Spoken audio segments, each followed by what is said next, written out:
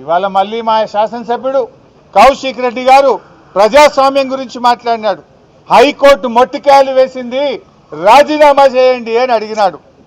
మీరు కండువా కప్పుకున్నది మీరు. ట్విట్టర్లో కాంగ్రెస్లో చేరాను అని ట్విట్టర్లో పెట్టింది గాంధీ గారు.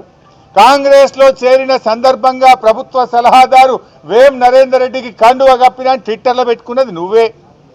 ఇవాళ నా నియోజకవర్గ అభివృద్ధి కోసం కాంగ్రెస్లో చేరుతున్నా అని మీడియాలకు ఇంటర్వ్యూలు ఇచ్చింది నువ్వే.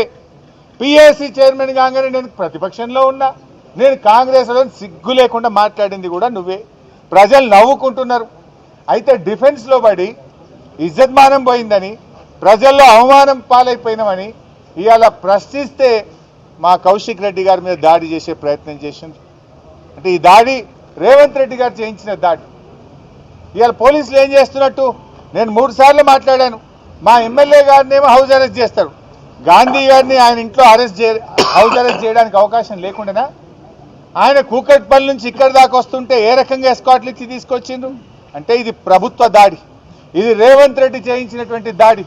అందుకే మేము ఒకటే కోరుతా ఉన్నాం, డీజీపీ గారిని, సైబరాబాద్ పోలీస్ కమిషనర్ను, దయచేసి మీకేమన్నా లా అండ్ ఆర్డర్ను కాపాడాలనుకుంటే తక్షణమే చట్టం మీద నమ్మకం ఉంటే, విశ్వాసం ఉంటే ఏసీపీని, సిఐని వెంటనే సస్పెండ్ చేయాలని బీఆర్ఎస్ పార్టీ డిమాండ్ చేస్తుంది.